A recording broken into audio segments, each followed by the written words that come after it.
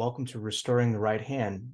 This is our part 2 of our John Harvey Kellogg series, John Harvey Kellogg, A Microcosm of Medicine, Part 2. This is roughly about 10 years after the last article I cited from Good Health magazine. And here is Kellogg talking about intestinal flora, some very good topics, but what we're going to look at is what he's saying about eugenics in February 1913. So here he is, a brief snippet on eugenics. I'm not exactly sure when Kellogg got into eugenics, but by this time, 1913, he's on board with it. This is what it says. The Utah Board of Insanity contains in its biennial report the following recommendations which embody the last word in applied eugenics: sterilization of all persons insane from hereditary causes, creation of a state board of eugenics to control marriages and issue certificates for licenses to only the fit, an amendment to the penal code giving the upper courts the power to impose a sentence of sterilization in lieu of imprisonment and certain statutory crimes, a law giving the Board of Pardons the power to make sterilization a requirement precedent to parole or pardon from penal institutions when, in the judgment of the Bureau of Eugenics, such is necessary. Now, this is incredible because notice the absolute seizure of power that is happening with this medical police state that is being developed at this time. And Kellogg is on board with this. Here is Kellogg in the same publication giving some of his opinions on eugenics. Dr. Forbush has for his aim the ambitious endeavor to furnish in a single volume a short readable account of all the forces that are working for the betterment of American young people. I love how they try to frame these things as in betterment, as in progress, as in help, as in health. This is the public relations arm of eugenics. And what's fascinating about this is that every single strong-armed medical, pharmacological, state-enforced policy tends to have this veneer of we're doing this for the good of humanity. This is for the greater good. Back to what he says. If we hope to know anything about betterment, the author goes on to say, we must know something about childhood which it is proposed to better. Instead of giving what might be a rather arid resume of child study, however, the author has, in the first part of the book, which deals with the betterment of boys and girls in their homes, introduced such discoveries about children as their parents and friends are likely to make. Part 2 is devoted to the means of giving children a fair start. The third part dealing with the betterment through education. Preventative methods and work with delinquent and neglected children form the subject of the fourth part.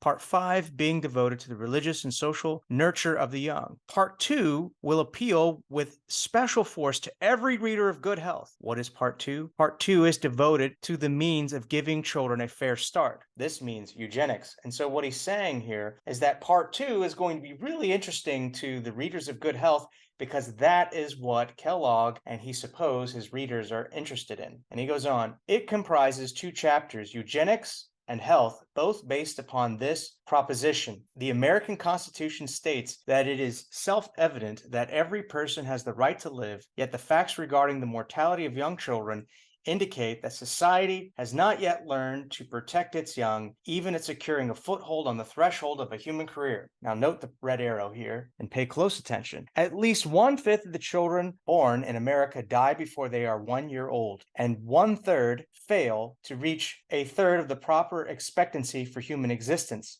Such a destruction of society's capital in its helpless innocence is appalling. The author summarizes the work that is being done through medical inspection of school children and other means to correct, so far as possible, this condition, and in the chapter on eugenics describes the efforts that are being made to ensure our future generations a better birth. And I'm just going to stop right there. So what you see here is the promotion of eugenics as a way of saving children. He's saying, well, so many kids die and they wouldn't die if they had better parents. And therefore, it is up to the elites, the intelligentsia of society, to come up with a plan to give children a better birth. And so this is what Kellogg is very much excited about. This is a book published by Kellogg called Ideas in 1916, and he is going to talk about eugenics. It is evident that blood counts in estimating the value of a horse, a cow, a goat, or a puppy. A horse without a pedigree is a drudge, a beast of burden. A horse plus a pedigree is worth a fortune and lives in a palace. His name is written in the book, and he is expected to sustain the reputation of his family. Animal pedigree has a market value and established price. The significance of pedigree must be at least as great in a man as in a cat or poodle. And yet, how little attention is given to human breeding. There are human thoroughbreds and human mongrels, but no distinction is made between them. We lack pride of birth, of lineage. The average man wouldn't know his ancestral tree if he saw it. He does not even know the name of his maternal grandmother. We have no book which has recorded the names of the well-born. We have no fixed standards of quality in human stock. So here he is developing these ideas in 1960 in a book aptly entitled Ideas. And notice how he's linking the birth of thoroughbred animals with human beings. This goes all the way back to Plato's Republic, where he argued that only the very best of society should breed and have children, and the rest should be encouraged not to have children. Kellogg is espousing these very same attitudes. Notice what he says as he goes on.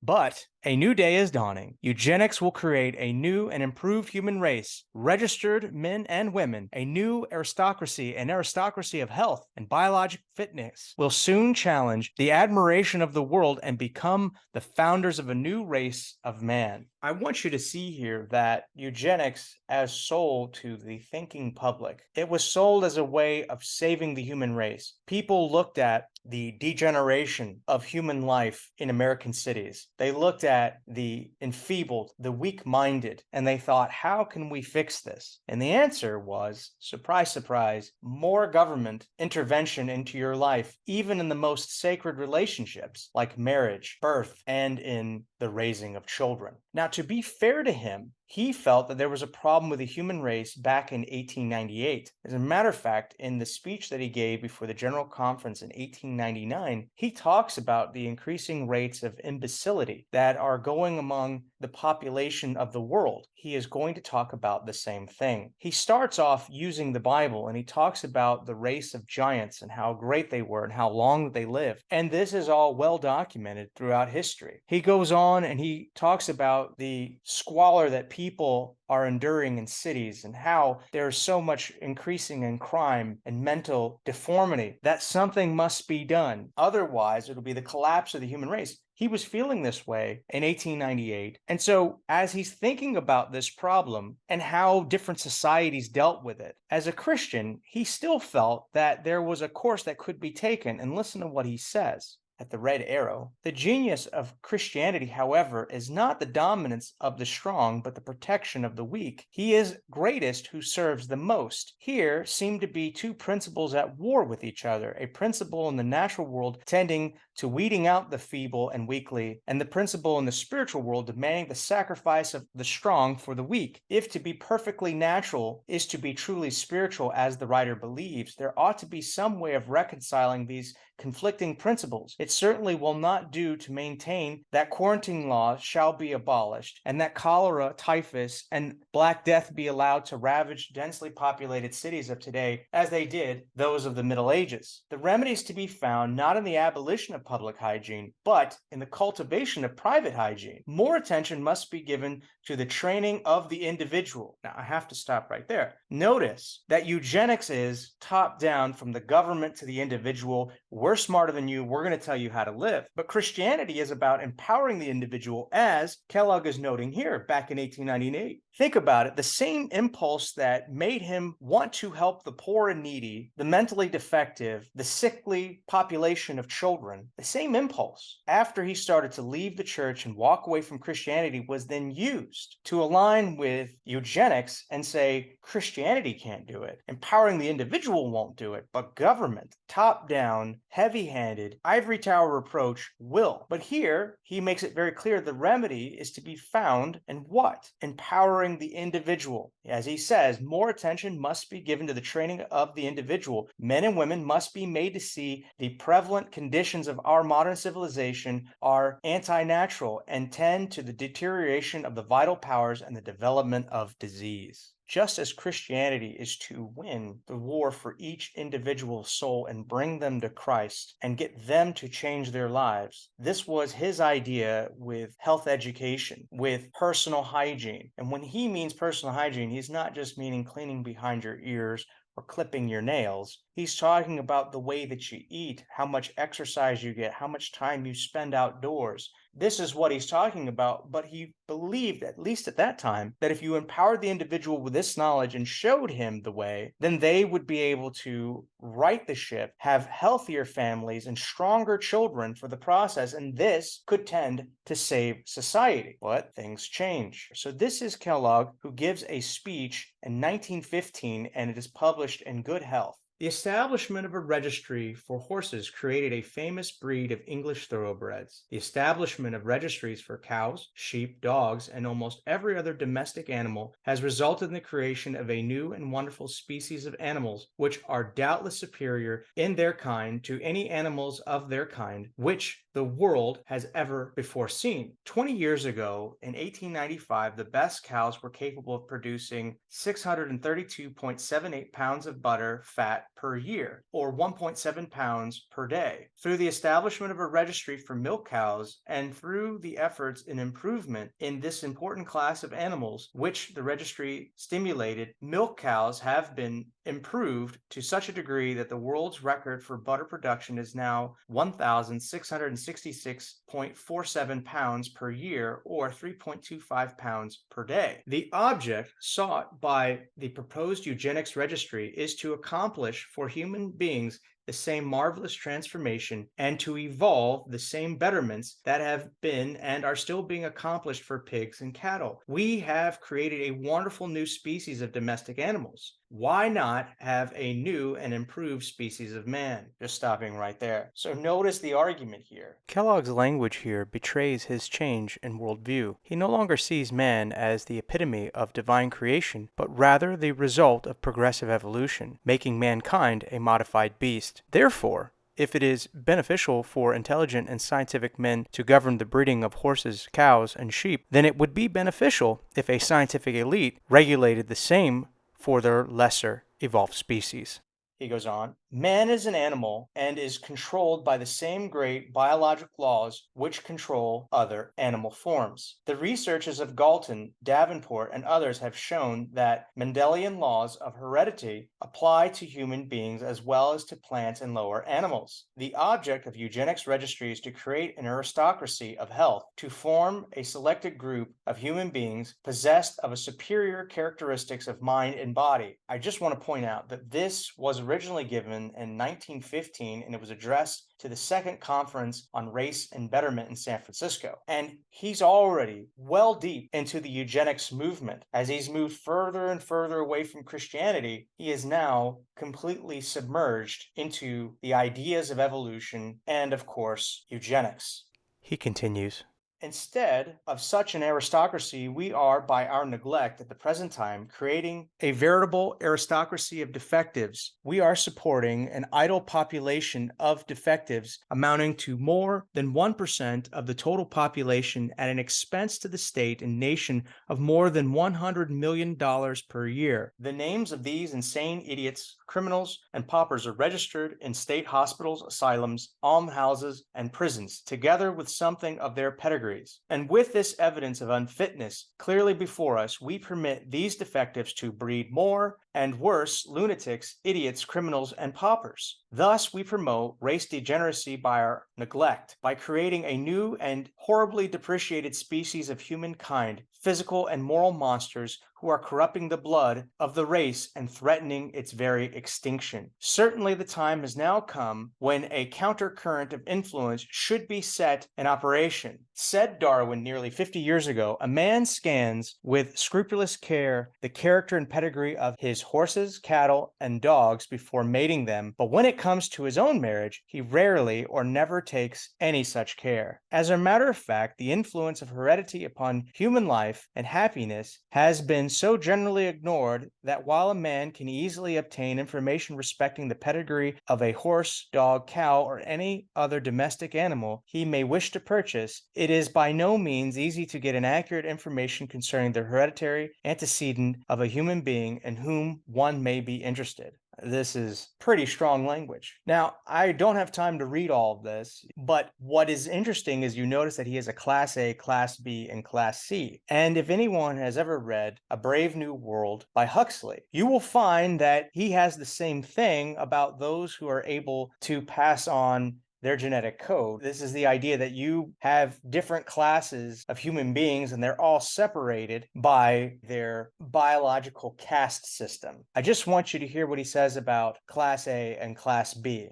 Class A. In this class will be included only those persons who are examples of the highest degree of physical fitness, that is, who possess perfect health and are symmetrically developed above average height, who show evidence of superior mental abilities, and whose physical history is devoid of clearly inheritable taint of an undesirable sort, whose family history shows no gross mental defect, form of feeble-mindedness, epilepsy, or functional insanity, and whose family history shows no clear evidence of lack of emotional control so placed in the pedigrees as to make it probable that the parents themselves will have an emotionally uncontrolled offspring. This class will be denominated Advanced Eugenics Registry. Now, I just have to point this out. This is what happens when you walk away from the concept of sin and a biblical worldview. The biblical worldview postulates that mankind was created perfect in Eden and that man was morally and physically without flaw. Through sin, however, his capacity for longevity, for health, height, symmetry, and moral nobility were nearly erased. Therefore, the work of the gospel is to restore man to the image of Christ so he can be as he was before the fall, and the health message was given to increase the capacity of man to serve his master and his fellow man. Evolution, on the other hand, places the origins of mankind with the beasts and sees the health and nobility of man as something which must evolve by the influence of the elites of society who must benevolently govern mankind with near absolute power to further evolve the species. On to Class B. In this class will be placed those who are physically and mentally fit equal to the average in mental and physical ability and free from disease, even though their family history is such as to leave room for some to question whether they may not be tendencies toward the inheritance of physical or mental defects or undesirable traits. Member of this group will be eligible to registry. So again, notice that his whole point is we need to divide things up to separate those who are able to reproduce from those who should not reproduce, and we need a number of stakeholders from government, medicine, to academic ivory towers. We need them all on board. And what's interesting is that they were all on board in these days, and Kellogg was a part of it. And this wasn't just a United States thing, this was all over Europe. All these ideas, which he's talking about, we do find in the Third Reich, but they were just as popular there as they were in the United States and other parts of Europe. This was considered the science of the time, and indeed, there's still remnants of it in science today. It is just sold to us in a different form. Here's Kellogg again towards the end of the article, and this is what he says. A new race, a eugenics registry would be the beginning of a new and glorified human race, which sometime far down in the distant future will have so mastered the forces of nature that disease, degeneracy will have been eliminated. Hospitals and prisons will no longer be needed, and a golden age will have been restored as the crowning result of human achievement and obedience to biologic law. I just have to stop right here. It almost sounds like he's talking about heaven. This is the utopia that they were promised, and it required heavy-handed government measures to enact. And so you can see here that part of the utopia that you are told with a totalitarian, strong-armed government is tied to this idea that heaven doesn't exist, that sin doesn't exist. The only problems that exist are things which the intelligentsia, which science and government can fix. And if they fix it, then we will have this golden age. But no matter what Kellogg says about this, these things could never happen. And as a matter of fact, what he proposed to do and what others did actually brought in some of the worst crimes against humanity the world has ever known. And he goes on, when Drummond so exquisitely told us that love was the greatest thing in the world, a thoughtful physician asked a group of friends, did you ever see a healthy man or woman, one with a strong soul and a sane mind and a sane body, who is not amiable, kind-hearted, loving? No one in the circle could remember that he had, and while such a trinity of health is not found on all sides, still it is so common for us all to recall people overflowing with health and good nature that we are tempted to say that health is the best thing in the world, and that with it go cheerfulness, optimism, attractiveness, and power. So even using love. Well, if we make people healthy, if we do this by selective breeding, if we build a better and stronger human race, then love will be achieved as well. This language here has the language of theology, of religion almost, and yet it was certainly promoted with evangelical zeal. Speaking of evangelical zeal, this document, the Proceedings of the First National Conference on Race Betterment, details the enthusiasm the participants had for the cause of eugenics. Kellogg spearheaded and hosted this meeting at the Battle Creek Sanitarium. Before we get into the document, I just want to highlight the inspirational quote on the opening pages of this document, which sums up the philosophy behind eugenics. To be a good animal is the first requisite to success in life, and to be a nation of good animals is the first condition of national prosperity. Herbert Spencer. For some in the audience who don't know exactly who Herbert Spencer is, I put the following slide. Herbert Spencer from 1820 to 1903 is known as Charles Darwin's John the Baptist. He coined the terms survival of the fittest. So he is a through and through evolutionist and a eugenicist whom Kellogg looks for inspiration. But now we're going to highlight some of the things of the conference that Kellogg held at the Battle Creek Sanitarium. Think about it. This was a sanitarium that originally was built to teach the world about the healing principles found in the scriptures, helping men and women to change their lives and live in harmony with their creator. That's what it was established for, but now it is being utilized to promote science falsely so called. It was an institution started with the purpose of winning the world to Jesus and teaching human beings how to live in harmony with their maker, and now it is being used to promote something that comes from the abyss. Here is Kellogg. You can see him in the red arrow standing to attention at this eugenics conference. And look at how large the tables are that are housing all these people who are there listening to these lectures on eugenics. And what's interesting is that this banquet that was held during this conference was there for Victor C. Vaughn, the president of the American Medical Association. The same American Medical Association that used to hold conferences where they handed out packs of cigarettes by one of their vendors, Philip Morris, to their fellow doctors and told them that, hey, smoking's not so bad. It's the same American Medical Association that was later sued successfully by a group of chiropractors for infringing on their rights to practice, and they had to publish the judge's opinion in their own journal. It is the same American Medical Association that went after all species of alternative practitioners and shut down their competition by closing all sorts of medical schools that did not hold to their opinions of using drugs in surgery. They worked very hard, along with the Flexner Report and the large endowment funds, to shut down other medical schools that they deemed competition, such as the eclectic medical schools, the homeopathic medical schools, and even osteopathic medical schools. And here's Kellogg there honoring this man who is about the consolidation of medicine. Kellogg at one time stood for principles that the American Medical Association would put him out of business if he continued to stay firm with him. But here he is, standing at attention, honoring the president of the American Medical Association as a friend and colleague, especially when it comes to eugenics, which the American Medical Association supported. How have things changed? An institution which was designed to reform medicine, the Battle Creek Sanitarium, and stand against the usage of drugs and using water, sunlight, nutrition, exercise, fresh air, trusting in God.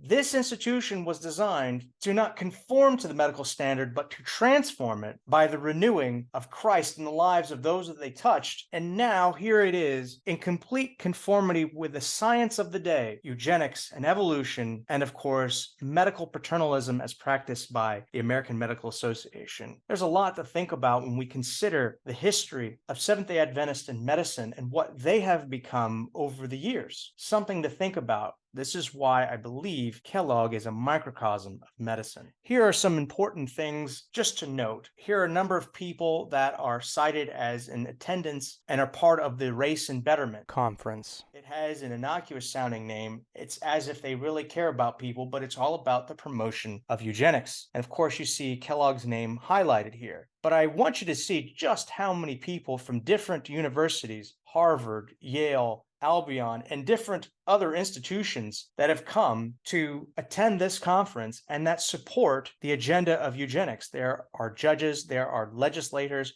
there are all these people who are in attendance to promote eugenics. I just want to highlight a couple of the attendees. One is Dr. and Mrs. David Paulson from the Hinsdale Sanitarium in Hinsdale, Illinois. Now, some of you familiar with Adventist history will know that these are Seventh-day Adventists, and you have to ask yourself, why are they attending? Well, I imagine that they are friends with Kellogg or familiar with him, and so they attended. Whether or not they promoted eugenics or talked about it, we do not know. But it is important to note that they were deeply influenced by it, I'm sure, by being there. Perhaps that they thought this conference was important enough to be there. Were they influenced by the discussions there, or they were repulsed and said, hey, we have nothing to do with it? I have no idea. Again, if you look at the other arrow, Victor Vaughn, the president of the American Medical Association, as I've already pointed out. But the last arrow here on this other column, this one I thought was interesting. It is Booker T. Washington from the Tuskegee Institute in Alabama. Now, the reason why I thought this was interesting, because a lot of times we associate eugenics with racism.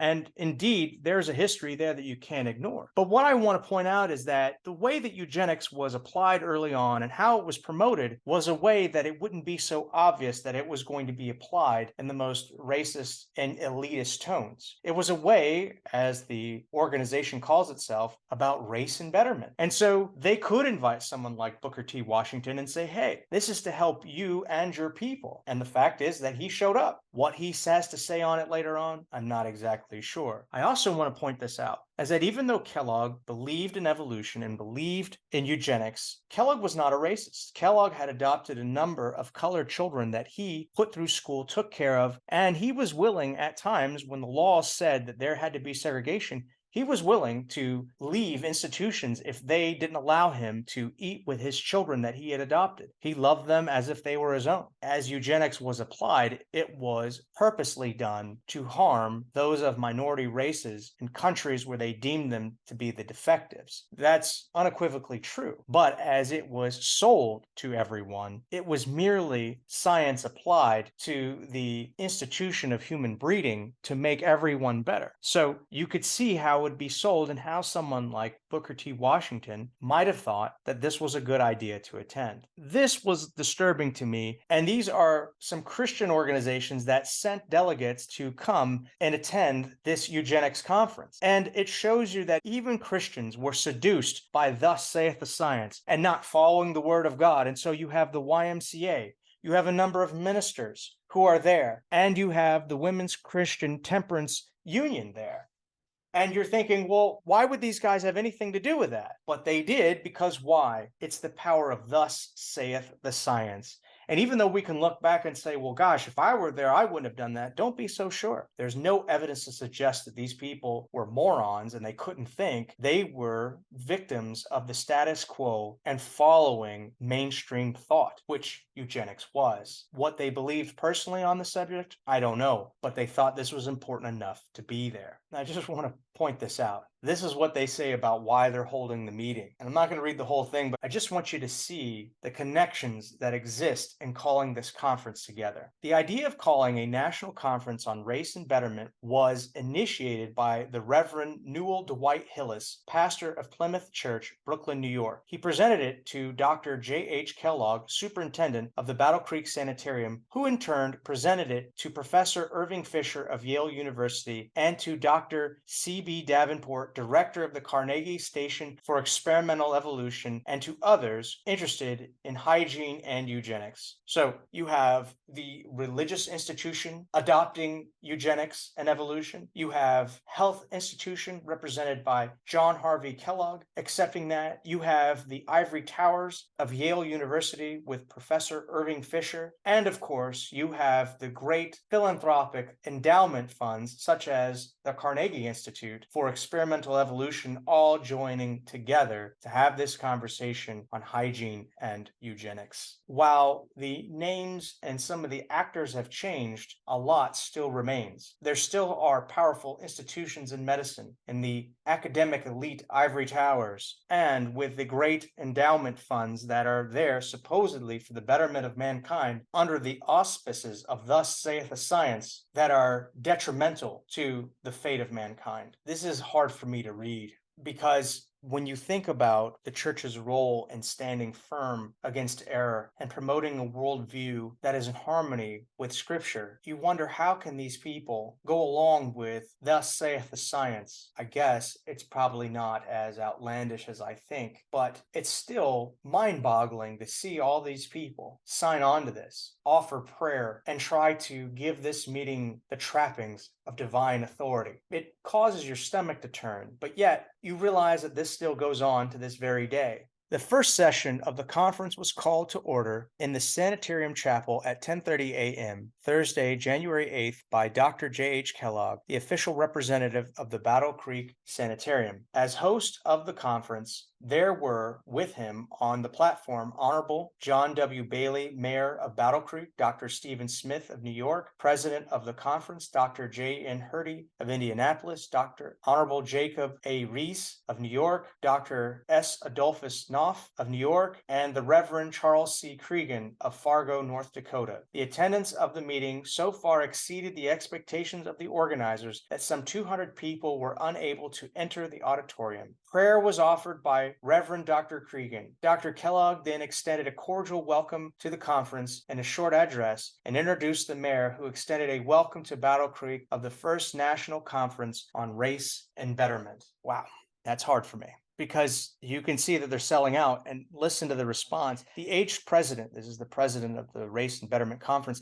the aged president, 92 years old, personally typifying the aim for which the conference was called, a long, efficient, and happy life for every citizen, was then formally introduced to the delegates amid enthusiastic applause. You know that this is a departure from the faith. You know that this is bad. You know how this story ends with eugenics and how it was applied with heavy-handed tactics of government. But to think about being in a room where they're offering prayer and men are applauding themselves and they're so excited about what they're doing, and yet it's so evil, especially in a chapel which was dedicated to teaching the 8 laws of health, to bringing people to Christ to help them overcome their sins and live a life of victory. To think about that, where you're going to promote eugenics, is deeply disturbing. Here's Kellogg in one of his addresses on eugenics and euthenics education. Eugenics and euthenics should be magnified before the people until their paramount importance is appreciated and legislators become willing to appropriate funds as liberally for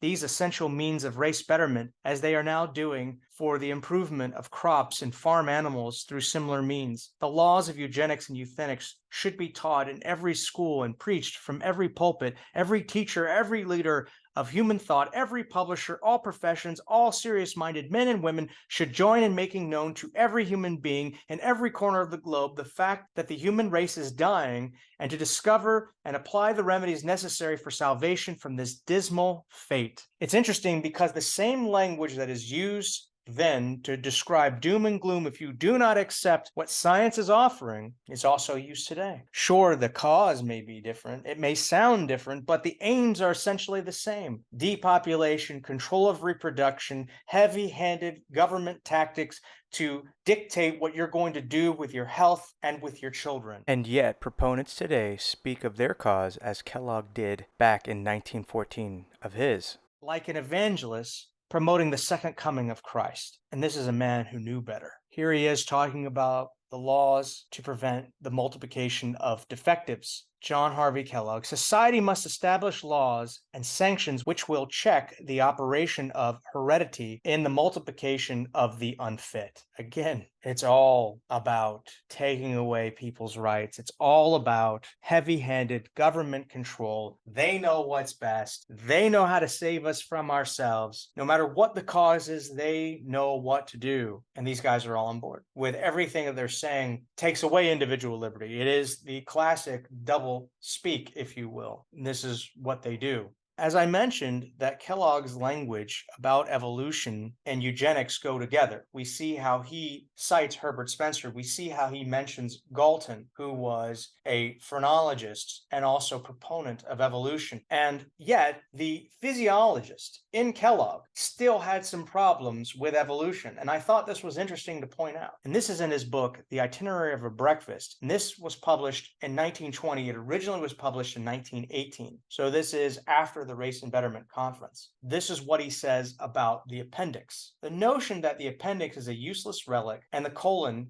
a handicap and a menace which should have been long ago left behind in the march of evolution is not in harmony with sound scientific principles. Nature is wise. Because the purpose of an organ is not understood, we should not feel at liberty to denounce it as cumbersome and dangerous. It is but a few years since the spleen was looked upon as a superfluous organ, if not a burden to the bodily economy. Now we know that the functions of the spleen are the highest importance to the body. While it is possible for a person to live without it for at least several years, its activity is known to be essential to the perfect working of the bodily machinery, especially of the defensive mechanisms. He's saying for the immune system. He goes on, the thyroid gland was for ages regarded as of no use to an adult, though regarded of use in the early periods of development before birth and during the first months of infancy. Now we know that this gland has most important duties to perform in connection with nutrition, especially in the protection of the body against the poisons produced in the colon by putrefaction of protein. Dogs whose thyroids have been removed die when fed on meat, but thrive on a diet from which meat is excluded, such as bread and milk. I just want to stop right here. They didn't quite understand the function of the thyroid, so they thought even that was vestigial. He's basically commenting on these organs not being vestigial because the physiologist in him can't accept this. He studied the human body way too much, and so even though he himself doesn't completely understand the endocrinology of the thyroid, he does believe it's important and that you shouldn't be cutting it out. Then he goes on, a minute body in the brain, not larger than a pea, this is the pituitary gland, once a mere anatomical curiosity thought by the philosopher Descartes to be the seat of the soul, is now known to play a very important part in regulating growth. Disease of this minute structure may be accompanied by loss of bodily symmetry. The hands and feet become gigantic in size, all out of proportion to the rest of the body. The nose or the lower jaw may become immensely too large for the rest of the face. He's talking about the pituitary gland, which evolutionists believed was a vestigial organ. And again, he believes in evolution, but he's struggling right now. It's one of those moments of cognitive dissonance where he goes on,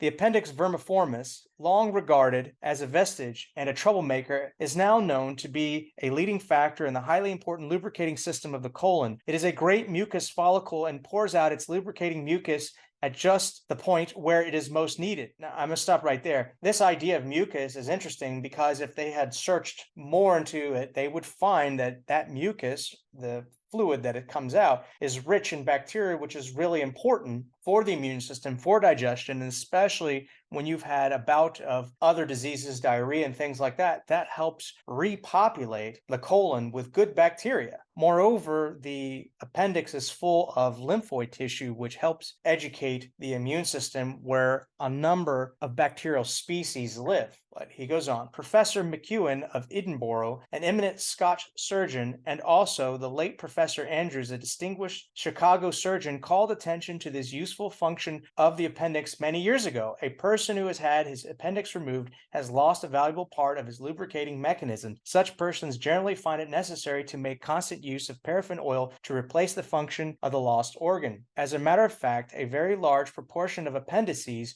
which are removed have no direct connection with the complaints for relief for which the operation is performed. After the operation, the patient suffers the same as before. That's an excellent point. You only wish that he hadn't abandoned the faith, but you can see here he's right on target with this. One of the major impetuses for removing the appendix was the fact that people got paid to do it, and they thought it was a vestigial organ, so they said, hey, if you're hurting, we'll just go and take it out, yet that didn't even solve the problem. But, to be clear, he certainly does believe in evolution and promotes it. And so this is what he says. Man is a primate, a member of a rather small family of animals which possess, among other striking and peculiar characteristics, a pair of hands instead of feet attached to their anterior limbs. Nothing could be more evident than that man should adhere to the same dietary as his near relatives, the big apes, viz. Fruits, nuts, tender green shoots, grains, succulent roots, adding milk and eggs. In his argument for why mankind should eat a vegetarian diet is the evolutionary idea that man's evolutionary ancestry brings him back to the great apes. He goes on, saying it again. Man is a primate. That is a relative of the chimpanzee, orangutan, and gorilla. These animals, man is a primate. That is a relative of the chimpanzee, orangutan, and gorilla.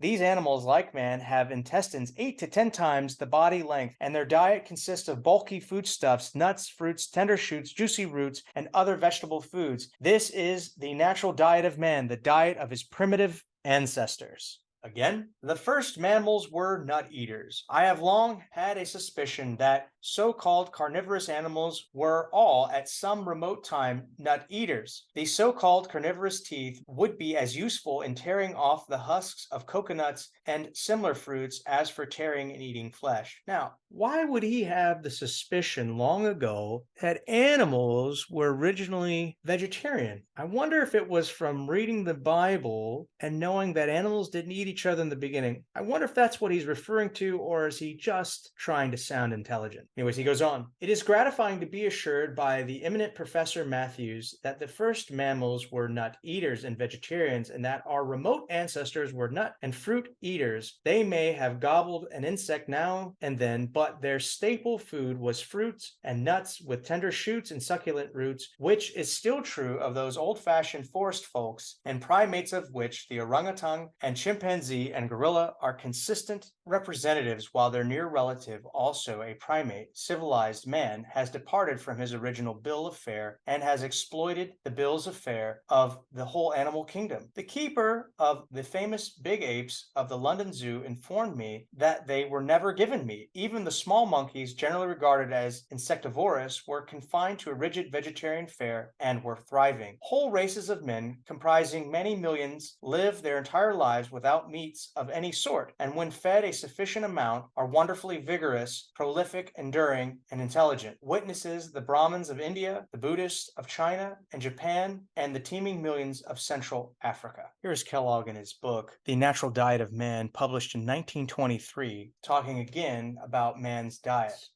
Hoping that this little treatise may be the means of convincing at least a few serious-minded persons of the disadvantages of a high-protein or meat dietary, thus enabling them to experience that marvelous and physical mental uplift which results from relieving the body of the great handicap imposed upon it by the swarms of pernicious germs and the numerous virulent poisons always to be found in the colons of those who feed unbiologically. The writer presents this book as a contribution to the cause of race betterment, by which alone will it be possible successfully to combat the tide of race degeneracy, which is rapidly sweeping on toward race extinction every civilized nation of the world. Now, if that isn't hyperbole, I don't know what is. But notice that his vegetarian diet is now couched in terms of evolution, of eugenics, of thus saith the science. But the most important aspect of his vegetarian diet is its link, its contribution to race betterment, eugenics, this science falsely so called that he had adopted. He's going to go on and talk about how we live and how we can get back to our primitive simplicity. Modern civilized life, unnatural and unbiologic. In man, as now we find him, there is little hint of naturalness or of primitive simplicity. He has become altogether perverted and is rapidly stumbling down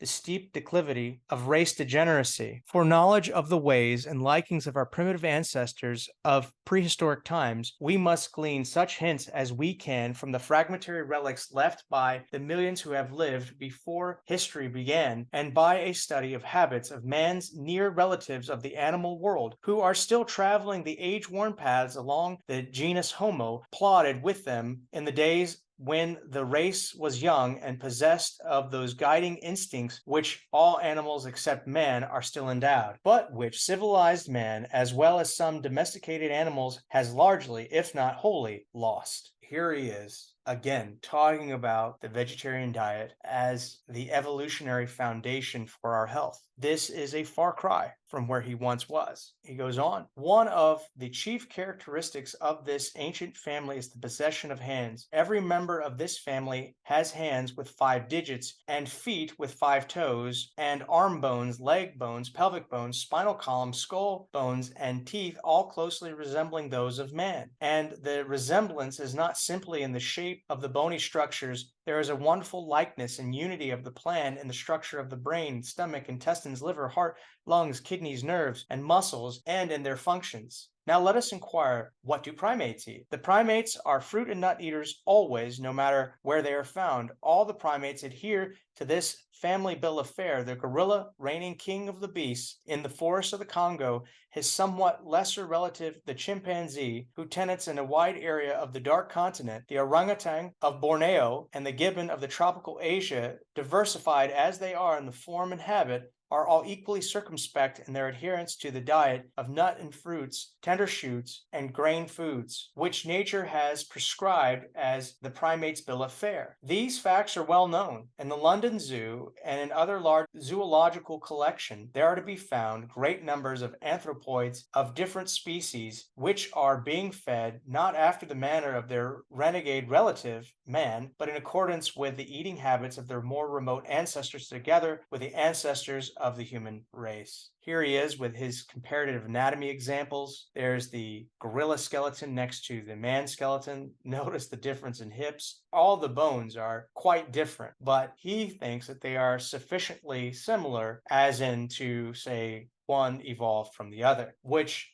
for someone of his intelligence and as much as he studied the human body is a very poor argument to make. Nonetheless, he makes it because that's what he believes in now. He goes on, all mammals originally vegetable feeders. It is interesting in this connection to note the fact brought out by Professor Elliot, the noted English zoologist, who in his recent work Prehistoric Man tells us that in the Eocene period, when the earliest forerunners of the human race made their appearance, not only those primitive lemur monkey men were fruit and nut eaters, but that all mammals adhered to the same bloodless fare, says Professor Elliot. On the bushes, by the river, along the shore, there were all sorts of fruits and nuts for subsistence of our lemur monkey man. In the early stages of evolution, what fruits would seem a priori most suitable? I think that one would select the banana and breadfruit. Ancestral forms of both were flourishing in the Eocene. Many other fruits with which man has been afterward continually, perhaps one might venture to say most intimately associated, occur in this period. These are, most of them, found in so many places that one is apt to think that they were of worldwide distribution. I love this because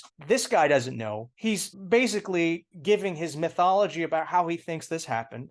And Kellogg is excited about this man's mythology and promoting it. They have no evidence of this. It's just all about, well, I'm a scientist, I believe in evolution, so this must be true. Goes on, it is entirely possible if all the early representatives of the human race had migrated to the south as the chimpanzee, gorilla, and other primates seem to have done, man might, like the latter, have adhered to the original bill of fare. In fact, the majority of dwellers in tropical regions are at the present day still users of meat only to a very limited degree. Per capita consumption of flesh foods, even by the Japanese who live in a comparatively cold climate, is only 4 pounds a year or about 1 ounce a week. It is evident that so far as man has become an eater of flesh, he has followed the example of degenerate and predatory beasts, creatures that are far removed from him in structure and wholly outside his biological class. Instead of following the example of his nearest relatives in the animal kingdom, members of the same biological group, the wonderful primates, the most intelligent and most human-like of all existing animal forms. Again, here he is making the case about how evolution is the scientific foundation for a vegetarian diet. What is sad about this is that his observations about the Japanese, his observations about the Brahmins,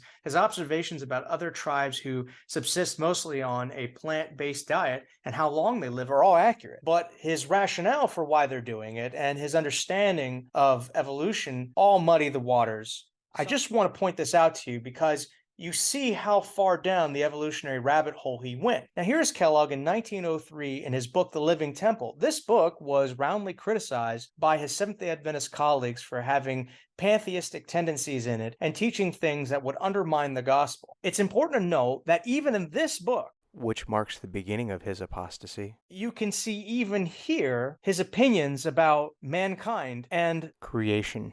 Listen to what he says here. Man cannot be classed with the lions, tigers, apes, kangaroos, jackals, and other beasts of the field. He is not simply an extraordinarily smart ape. Did we just not read how he went on and on and on about how man is essentially an evolved ape? And notice what he says here in 1903, 12 years before. Man cannot be classed with the lions, tigers, apes, kangaroos, jackals, and other beasts of the field. He is not simply an extraordinarily smart ape, a cooking animal, as one has said. He is a creation by himself, a son of God, and born a king. Wow. How do you go from that to saying man is essentially a modified ape? But that's not all. Listen to what he says here about why man should eat a vegetarian diet. Man's natural dietary. While it is true that various food elements required for use in the body may be obtained from both the animal and the vegetable kingdoms, it is by no means supposed that it is no matter of indifference from which source their food is derived. Granting then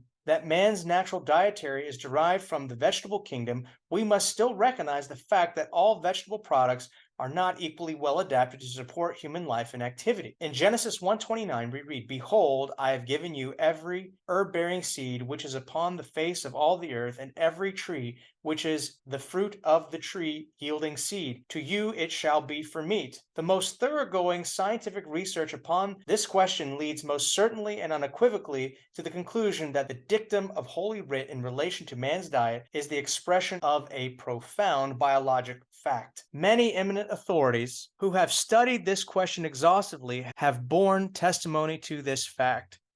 In other words, he's pointing out that man thrives when they eat the diet that God intended them to eat. And he goes through and he does a wonderful job of talking all these cultures where they eat like this and how they thrive. But this is what he was saying in 1903 while he was confused about his faith. It's quite impressive to think about how quickly all that changed. But I want to point out something to you. And some people may think this is a stretch when we talk about evolution, eugenics, and vaccination. Some people go, well, those don't all have anything to do with each other, but they actually do. And one of the places where they all sort of intersect is in this case in Buck v. Bell. And the reason why I'm bringing this up is because Kellogg's opinions on vaccination change as well. As we spent in part one considerable time looking at his opinions on vaccines and the health message, I want you to see that as he's adopted eugenics and evolution, his opinions on vaccines also change, especially when he's wanting to promote strong-handed measures by the state to control the very essence of reproduction and raising children among the nation's citizens of the world. So I don't think it is just mere coincidence that Justice Oliver Wendell Holmes had this to say in the Buck v. Bell decision, which sort of enshrined eugenics in the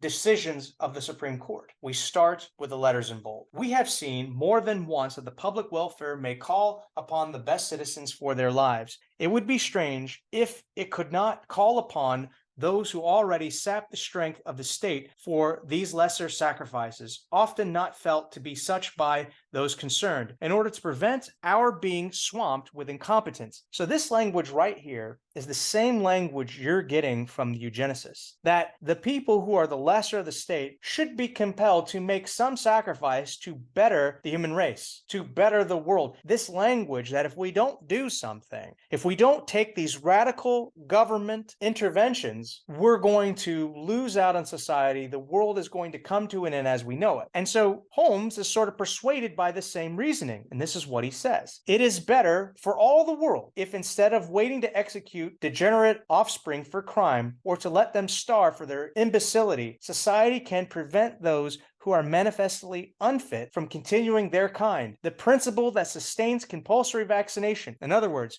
if compulsory vaccination is for the greater good, then that same principle where we can take away your rights, where the state can even brook your conscience between you and God, which is what the Jacobson v. Massachusetts decision said, that even if you have a religious exemption, the state can pass a law forcing you to be vaccinated, otherwise pay a penalty even if your conscience says no. That's what the Jacobson v. Massachusetts decision. And so notice this. He says the principle that sustains compulsory vaccination is broad enough to cover cutting the fallopian tubes. 3 generations of imbeciles are enough. Notice that heavy-handed governmental approach. If injecting someone with a vaccine for the greater good can be forced upon the individual by government, then cutting the fallopian tubes for the greater good to protect society can also be applied to the individual. Someone has to make sacrifices.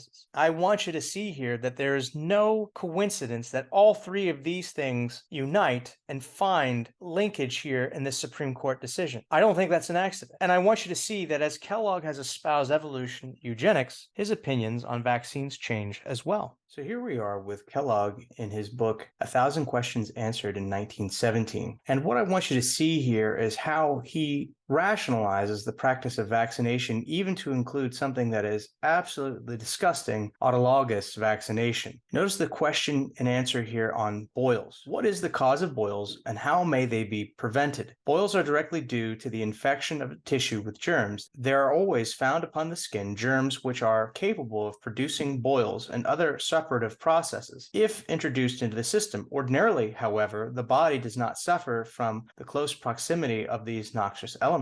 For reason that the tissues are able to destroy in various ways the small number of bacteria which penetrate the skin. When, however, by means the vitality of the system becomes lowered to a sufficient degree, invasion of these parasitic microbes through a scratch, a pinprick, or other abrasion of the skin might give rise to the multiplication of germs under the skin and the production of pus with the accompanying swelling, pain, and inflammation. A person subject to boils should build up his resistance by simple living, cold bathing, out-of-door life, day and night abstaining from flesh foods and meats of all kinds. The diet should consist chiefly of fruits and vegetables. The bowels should be made to move 3 or 4 times daily. If the boils still continue to appear, an auto vaccine should be prepared and administered. In most cases, immunity may be quickly established by this method. So everything he says here about the treatment except for the auto vaccine makes sense. Stay away from flesh foods, get plenty of fresh air, exercise,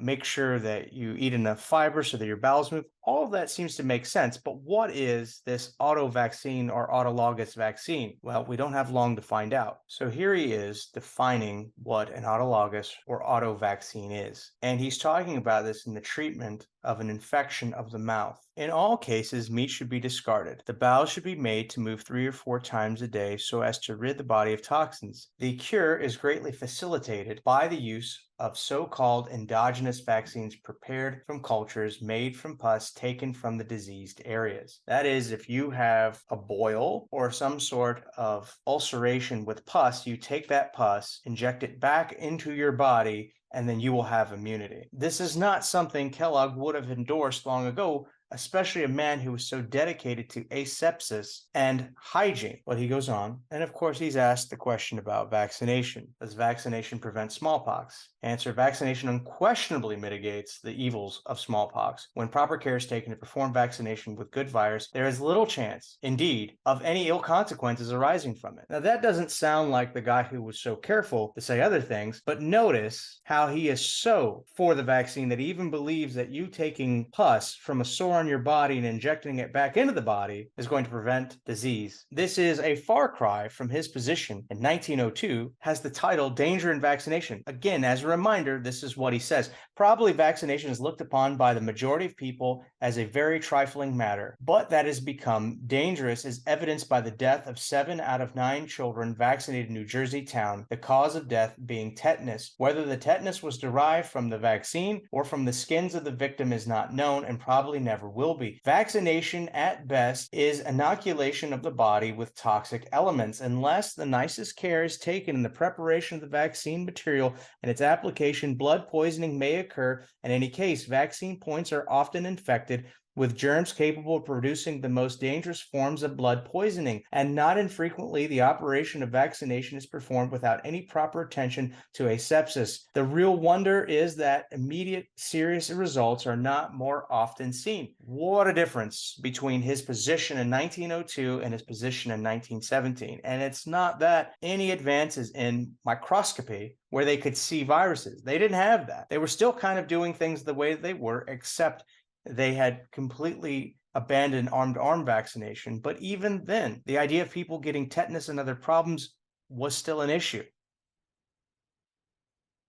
But we will see more about his new opinion on vaccines. In 1925, Kellogg co-authored a book called Health and Efficiency. Here is his position on vaccines. Vaccination has proved to be a very valuable means of combating infectious diseases. By its use, such dreadful maladies as smallpox have been almost entirely suppressed in civilized countries. Formerly, when smallpox appeared in a community, it usually continued until every susceptible person, that is, everyone who had not previously had the disease, was affected by it. Now, when an outbreak occurs, the sick persons are carefully isolated or quarantined by health officials, and those who have been vaccinated or who have had the disease are allowed to come in contact with them. Everybody who has been exposed to the disease is vaccinated, and thus the disease is prevented from extending. And when the sick persons recover, the community gets rid of the infection quickly. It will thus be seen that vaccination is a real blessing, since it has been the means of saving millions of lives. Fortunately, it is a harmless preventative. It is true that when a person is vaccinated, a few smallpox germs are injected into his skin, but the germs, having come from a calf instead of a human being, are so modified they cannot spread throughout the body as human smallpox germs do, but only extend a short distance into the tissues around the point of introduction, perhaps 3/4 of an inch. These few germs produce the toxin of smallpox, which is absorbed and produces immunity of the whole body, although the germs themselves are confined to a point of inoculation. Some people who do not understand about vaccination and the great benefit to be derived from it oppose its use as a protection against smallpox. The opponents of vaccination are not usually well-informed people, but rather those whose fears have been aroused by a misrepresentation of the facts. There is reason to believe that through vaccination and quarantine, smallpox will finally be conquered and exterminated. What a change. Notice what he says in 1896 in his book, The Domestic Handbook of Hygiene and Rational Medicine. In some countries, vaccination is made compulsory law. This has aroused a vigorous opposition on the part of those who are opposed to the practice, and at the present time, efforts are being made, especially in England and Scotland, to secure repeal of compulsory laws. The anti-vaccinators are not wholly unsustained in their efforts. Quite a number of eminent English physicians have taken a stand in opposition to the practice. Quite recently, a petition was signed by several hundred physicians and was presented to the English Parliament calling for the repeal of the obnoxious laws. What happened to his opinion on smallpox vaccination? On the one hand, in 1896, vaccination is not entirely safe or effective, and the opposition to compulsory vaccination is populated with physicians along with eminent men of science. On the other hand, in 1925, vaccination is very safe and effective, and those who oppose it are afraid, uninformed, not understanding the science, and misrepresent the facts. Did this change happen because of improvements in science? We know science was still unable to identify these viruses under a microscope. Perhaps the change in his beliefs favoring evolution over creation and eugenics over the gospel had more to do with this than any improvements in technology. Here's John Harvey Kellogg in his publication Good Health in 1937. In this article, he's talking about the progress of vaccination. It is important to note his opinion here in 1937 and the contrast between his earlier opinion on vaccines. Dr. Stanley is continuing his work, and there seems to be ground for expecting that the ultimate result of his research will be the discovery of the means by which a serum or vaccine may be produced, by the use of which such maladies as influenza, infantile paralysis, that is polio, yellow fever, the common cold, and other maladies which are believed to be produced by non-filterable viruses may be prevented and perhaps cured by immunization. This discovery, if it proves to be all that is hoped for, may lead to undreamed of progress in combating human infirmities. At the present time, we are helpless in spite of all that science and hygiene can do for us in the presence of certain so-called specific microorganisms, germs, and viruses possessed of such virulence that natural immunity breaks down in their presence. Even the most meticulous attention to diet and other health requisites will not render one immune to smallpox, measles, or any other specific or contagious malady. Dr. Stanley's discovery may possibly lead the way to filling this gap in our advance against microorganisms, the most numerous and dangerous of all the enemies of human life. I just want to contrast what he said in 1937 with what he said in 1884. Notice the complete difference in perspective. Here he is talking about the development of a vaccine for yellow fever. Pasteur is busily engaged vaccinating for hydrophobia. When this vaccination business gets fully developed, it will become an immense industry. Every town will have its public vaccinator and vaccinatory, and it will become fashionable for people to spend considerable portion of their early years in taking special courses in vaccination. When the thing gets well underway, it is barely possible that some old fogey will raise the query whether the remedies may not be as bad or worse than the diseases that they are supposed to cure. But every scientific sanitarian will cry, "Put him out!" And if public sentiment is sufficiently advanced, he will probably be arrested as a nuisance and an enemy to public health unless he mildly submits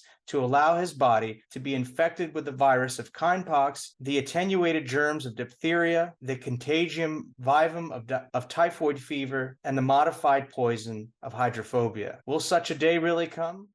What a stark contrast between Kellogg's opinion in 1884 and in 1937. In 1884, he marked the rise of the pharmaceutical industry with its push to vaccinate the population for every disease they can make a product for with suspicion. He even noted how those with a memory of how diseases were fought without vaccines, who would appeal to natural immunity, would be themselves met with censorship and punishment. Yet, in 1937, he is heralding the advancement of science in identifying certain viruses and cheerleading for new vaccines to be developed and given to the population for every virus imaginable, as if hygiene and natural immunity are of no consequence. In 1884, he saw the progress of vaccination and the heavy-handed tactics to put those needles into the arms of the population as an dystopic future. But in 1937, he welcomes the day when adults and children can be injected with every microbe that drug companies can make a vaccine for. What is also interesting is what he says about hygiene. At the present time, we are helpless in spite of all that science and hygiene can do for us in the presence of certain so-called specific microorganisms, germs, and viruses possessed of such virulence that natural immunity breaks down in their presence. Even the most meticulous attention to diet and other health requisites will not render one immune to smallpox, measles, or any other specific or contagious malady. Contrast that with what he said in 1899. This method of fighting disease with disease is the human way of meeting disease, just as we fight fire with fire. But God has given us a truth that has in it power to lift man above the power of disease. He has given us principles which, if we obey and follow,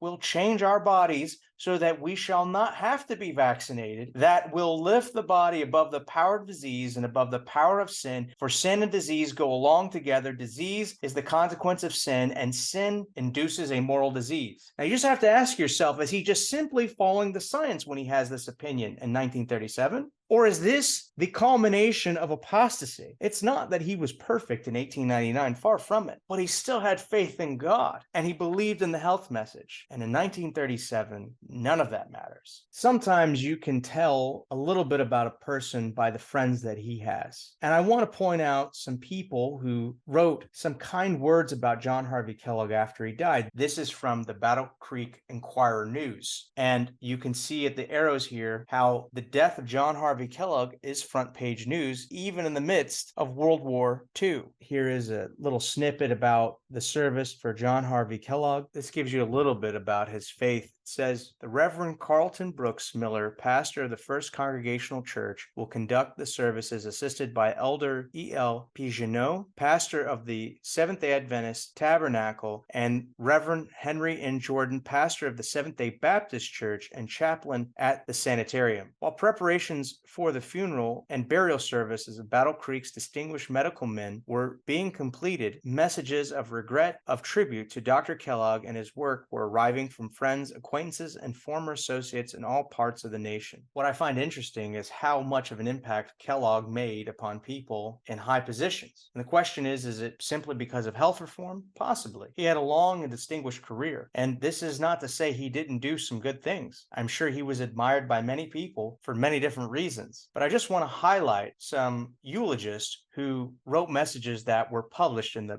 Battle Creek Enquirer News. This is Frank Knox, Secretary of the Navy from Washington. The sudden passing of Dr. Kellogg robs the country of one of its greatest individualists and leaders in medicine. His contribution to national health and well-being was very great and will be long remembered. Gotta wonder, that national health, was that about eugenics? Don't know. Will Durant, philosopher and author, and his wife from Los Angeles. The passing of our beloved scientist and saint leaves us bereaved but not offended. Death is forgivable when it comes after a life completely lived and nobly spent. He was one of the wisest and kindest men we have ever known. Our deepest sympathy goes to those who were nearest to him and who will feel his absence every hour of the day for many years. May the work which he carried on in the great tradition of Pythagoras be carried forward by his able and devoted aides for the enlightenment and happiness of mankind. It's kind of interesting to say it that way. I know that Will and Ariel Durant were philosophers, but I wonder if they agreed with Kellogg on his philosophy about race and betterment. Don't know, couldn't find anything on that. But there were others that did agree with him on eugenics, and here they are. John D. Rockefeller. Listen to what he says. And again, this is no conspiracy. This is right published in the paper. I am deeply saddened to learn of the death of John Harvey Kellogg, my warm friend for many years. Throughout his long and faithful life, he has devoted himself in countless ways to the relief of human suffering and prolongation of human life. His many friends, known and unknown, throughout the length and breadth of the land will mourn his going and bless his memory. John D. Rockefeller was definitely a eugenicist, and when you hear his statements about relief of human sufferings and the prolongation of human life, you have to wonder that's exactly what he was talking about. Dale Carnegie, another eugenicist. I was shocked and distressed to hear of Dr. Kellogg's death. Few men have lived fuller and happier lives. There was an old saying that you are old when you talk about what you have done instead of what you are going to do. Judged by that rule, Dr. Kellogg was young to the last. When he was 88, he told me of his plans to build an addition to his sanitarium and of his plans for a new book. Dr. Kellogg's life was an inspiration to countless thousands. One of America's outstanding citizens has passed on. Professor Irving Fisher, who was there at the Race and Betterment Conference in Battle Creek, Michigan, is also a eugenicist. Listen to what he says. Dr. Kellogg was a lifelong friend. Few others had so great an influence on my health, my thinking, and my philosophy of life. I have long regarded him as one of the genuinely great men of our time. He was great not only in his ability and versatility, but what is more important, he was great in character and usefulness to his fellow men. Many of his activities have never been known outside of a small circle of friends. I wonder who those small circle of friends were. John D. Rockefeller, Dale Carnegie, some others? Kind of interesting to think about. If the history through 3/4 of a century of his usefulness to mankind is ever written, it will be a record of a high endeavor and achievement such as rarely blessed this afflicted world. Pretty impressive what he says there. But when you realize these were leading voices in eugenics, you begin to wonder what they mean by his usefulness to fellow men. Dr. Emil Leffler seems to be a mentee of Kellogg, and I highlighted him as a eugenicist because it was his job after Kellogg passed to take the Battle Creek College and turn over its funds and everything to the Race and Betterment Society. It's kind of interesting to think about that his job was to continue the research into eugenics. Would you trust anyone who didn't believe in eugenics to do that? Probably not. And this is what it says. Dr. Emil Leffler, Administrative Dean of Albion College, former president of Battle Creek College, and former trustee of the sanitarium from Albion, Dr. Kellogg's passing is very much to be regretted. He was one of the world's true humanitarians. He has had a remarkable influence on the trend of medicine and nutrition. He was a man of utmost kindness, who had the deepest interest of his fellow man, and one whose long life is a tribute to the possibilities of human betterment. Just a brief pause. The word betterment here is a euphemism for eugenics.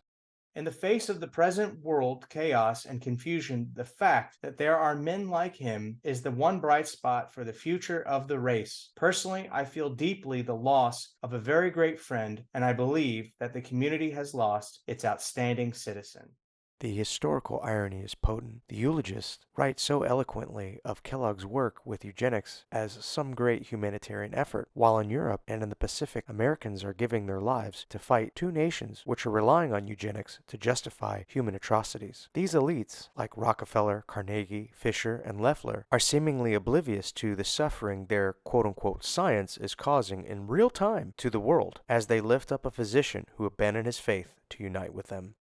The final obituary we will cover was written by Morris Fishbein, president of the American Medical Association. It was posted in the Battle Creek Enquirer, which we see, and also in the Journal of the American Medical Association, and it reads, Dr. Kellogg's own magazine, Good Health, is now in the mail with its December issue, the local medical man having checked all of the copies before his fatal illness. The January issue will be a memorial edition and will be edited by Henry Stegman and A.F. Blows, the latter having served 28 years as personal secretary to Dr. Kellogg. The Medical Association Journal will say of Dr. Kellogg, widely known as founder and director of Battle Creek Sanitarium, died of pneumonia on December 14th, aged 91. Following his graduation from Bellevue Hospital Medical College, New York, in 1875, Dr. Kellogg took up the practice of medicine in Battle Creek. In 1876, he became superintendent and surgeon of the sanitarium. In that position, he devoted much of his attention to research. He is credited with the invention of much improved apparatus and instruments for medical and surgical purposes, and also with modifications of many commonly used cereals. Thus, it is generally believed that the early cereal products of the General Foods Corporation,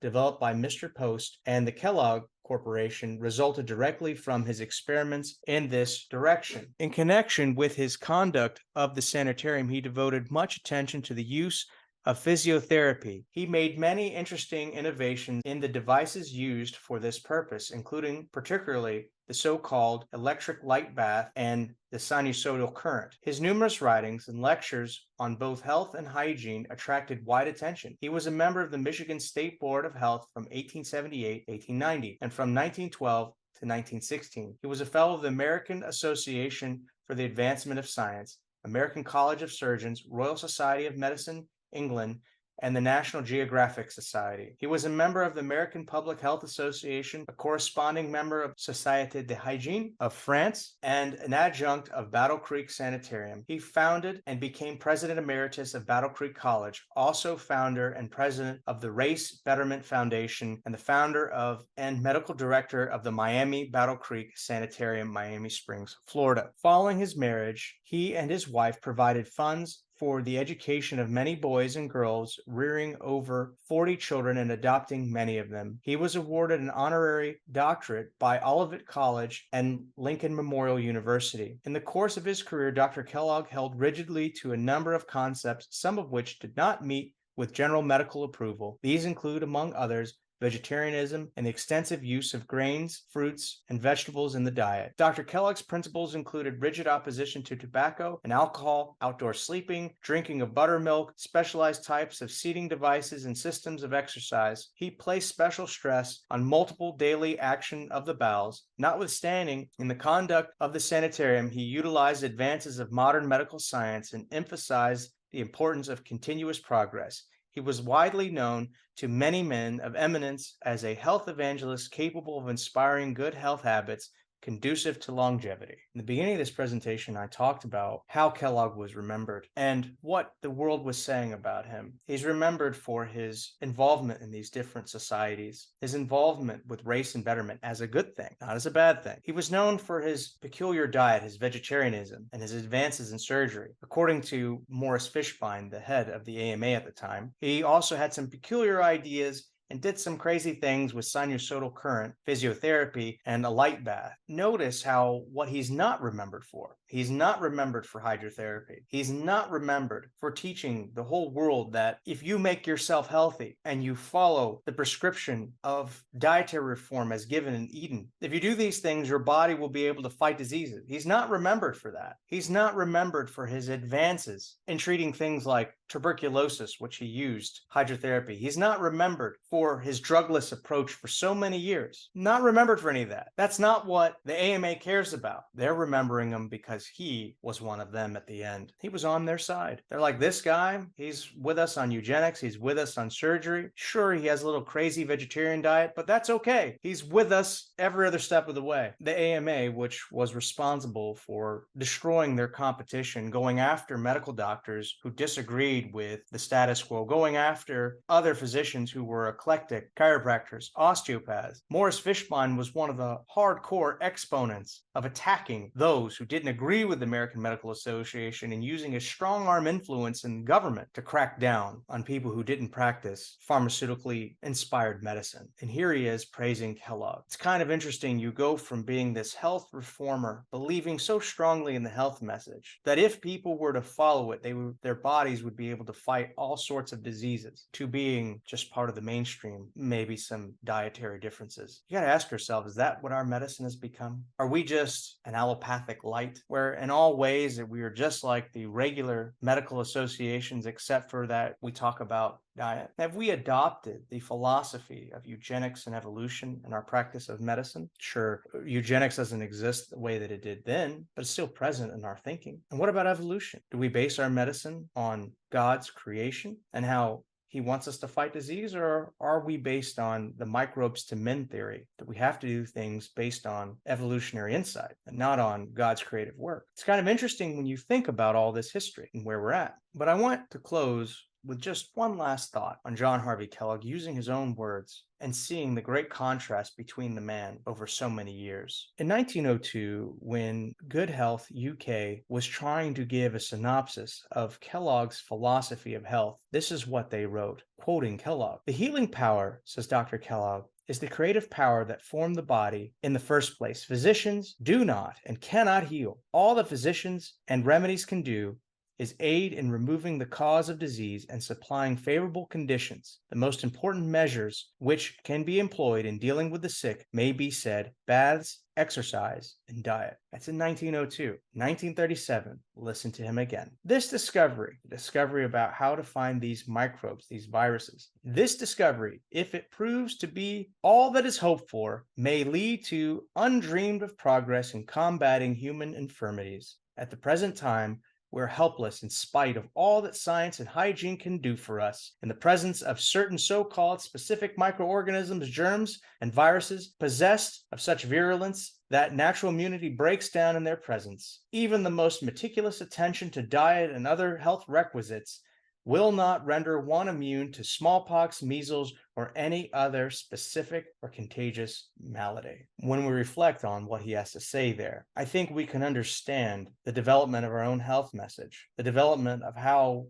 we practice medicine, how even when we face this current pandemic, and we were told that there's nothing that you really can do with health, hygiene, natural remedies, that you have to rely on the scientists who have searched at the particles of microbes and have come with this new and advanced technology, the vaccine. That's what we were told. And now as we go on, we look at the world and we say, should we continue in the path that is set before us? Or should we go back and say, all that's well and good, but building up the body's defenses, using the things provided in nature, are timeless and powerful and provide relief without the side effects so detrimental to the human body? We'll have to choose someday. Hopefully, this video will help us in making that decision. Thanks for listening. Blessings.